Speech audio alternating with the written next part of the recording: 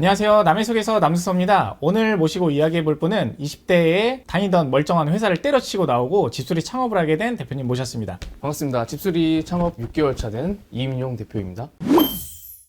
잘 다니던 회사를 때려치고 나왔다고 하는데 네. 무슨 회사를 다니고 계셨어요? 온열 찜질기 회사였고요. 저는 에이스트 팀을 맡고 있었습니다. 왜 때려치셨어요? 연봉 협상이 계속 동결이 된 상태였기 때문에요. 새로운 일을 한번 찾아보고 싶었고 그전에는 얼마 벌고 계셨어요, 그러면? 한 250만 원 정도 벌었습니다. 3년 동안 그 금액 그대로 계속 다녔었거든요. 제가 얼마 전에 뉴스를 보니까 그 MZ세대 손기술에 빠졌다라는 기사를 본 적이 있거든요, 헤드라인에서. 네네. 근데 그거를 좀 느끼세요? 요즘에 주변에서? 본인도 20대잖아요. 그렇죠. 주변에서도 전등 교체 그냥 쉽게 할 수 있는 것들도 못하는 친구들이 많은데 그럴 때마다 좀 물어보는 사람도 많고. 전등 교체 못하는 사람이 저예요. 사람 불러요. 그러면은 집수리를 시작하려고 했을 때 어느 정도 기대 수익이 있었을 거거든요. 그렇죠. 저는 그래도 최소한 500만 원 이상 벌어보자라는 게 목표였고요. 근데 지금 현재는 그거에 대한 2배. 월 500이 기대 수익이었는데 지금 네네. 2배라고 하면 1000만 원을 벌고 계신 거네요. 네, 그렇죠. 조금 더 빨리 때려치지 못했던 점이 되게 아쉬운 부분이에요. 왜 하필 집수리였는지. 집에 대해 이렇게 고칠 게 굉장히 많아요. 가스레인지도 그렇고 후드, 환풍기, 뭐 바닥 테일석, 타일 뭐 등등 되게 많은데요. 많은 기술이 많이 갖고 있다 보면은 그만큼 일거리가 많을 거다라는 생각이 제일 컸던 것 같아요. 기술이 있으셨어요, 처음에? 처음에 기술이 아예 없었어요. 그럼 어떻게 시작을 해요? 기술 교육을 시작하는 업체가 따로 있기 때문에 지인을 통해서 알게 되었고요. 그 상담을 통해서 어떻게 일을 하고 있는지를 알게 되면서 되게 흥미로웠고 그걸 좀 시도해보고 싶었던 생각이 갖고 있다 보니까 이렇게 시작을 했던 것 같아요. 집수리 하시면서 어떤 점이 제일 힘드세요? 이 집집마다 똑같은 상황이 없어요. 어떤 인테리어 업자는 이렇게 시공을 하고 어떤 업자는 이렇게 시공하다 보니까 변수가 계속 발생을 해요. 변수에 대해서 약간 좀 대처 능력이 있어야 될 필요가 없지 않아 있었을 것 같아요. 저는 무슨 전등 갈 때도 사람 부른다고 했잖아요. 네. 보통은 흔히 말하는 아저씨분들이 많이 오시거든요. 네. 근데 본인 20대잖아요. 딱 네. 봐도 젊어 보이고. 딱 고객 집에 갔을 때 내가 20대 젊은 사람이라서 장단점이 있어요? 단점으로 나이가 어리니까 네. 신뢰도가 떨어져요. 전문가가 아니다라고 생각을 많이 하세요. 근데 결과물을 보시고 고객님들의 이제 생각이 바뀌어지고 대우가 달라져요. 완벽히 복원이 되었거나 완벽히 수리가 되는 순간부터는 일단은 말투가 사장님으로 바뀌어요. 이제 사장님 너무 감사하다. 뭐 맛있는 뭐 음료라든지 먹을 걸 최대한 챙겨주시려고 많이 하시더라고요. 주변에 친구들도 다 20대일 거고 뭐 네. 조금 올려봐야 30대일 텐데 네네. 아니 주변에서 이 집수리를 좀 배워보고 싶다. 막연하게. 네. 나 기술도 없어요. 네. 추천하시겠어요? 저는 추천합니다. 아무리 손기술이 없다고 해도 네. 배우면은 기술은 늘어나거든요. 그 사람이 어떻게 하는 만큼에 따라서 그만큼 수익이 늘어나거든요. 남들과 똑같이 하는 것보다는 남들보다 한 발 더 부지런하게 하는 게 수익에 도움이 되지 않았을까라는 생각을 합니다. 대표님께서도 교육을 받고 시작하셨다고 했잖아요. 네. 교육비가 싸진 않을 것 같거든요. 비쌉니다. 네, 근데 그 비싼 돈을 주고 배우고 정점을 찍는 데까지 시간이 얼마나 걸려요? 타산이 맞을 때까지. 저는 6개월 걸렸습니다. 지금이네요, 딱. 딱 지금의 누구나 그러면은 교육비를 내고 배우고 한다면 네. 그렇게 수익을 낼 수 있을까요? 저는 될 거라고 생각합니다. 저는 저처럼만 한다면은 누구든지 수익을 낼 수 있다고 생각합니다. 저는 예습과 복습을 좀 먼저 했던 것 같아요. 남들보다 조금 더 빨리 성장하려면은 배웠던 거를 복습하거나 배우기 전에 어떤 식으로 진행하는지를 좀 예습했던 것 같아요.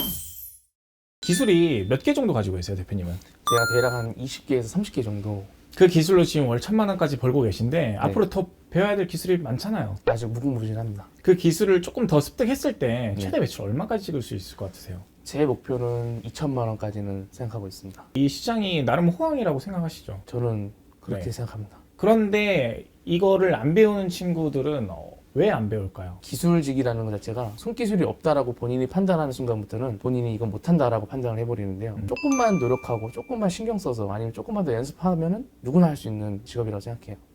집수리 교육을 네. 배웠다고 하셨는데 그 선생님을 누구한테 소개받으셨어요? 아니면 내가 찾아서 찾아갔어요? 저는 지인을 통해 알게 됐던 것 같아요. 소개를 받진 않았고요. 지인을 통해서 어떤 일을 하고 있는지를 처음에 알게 되다가 스승님이 있다. 이 스승님한테 배우면은 자기처럼 일을 할 수 있다라고 얘기를 했던 것 같아요. 그래서 나도 할 수 있겠냐라고 물어봤고 그렇게 하다 보니까 상담을 진행했고 그러다 보니까 이렇게 온 것 같습니다. 그래서 찾아갔어요? 달려갔죠.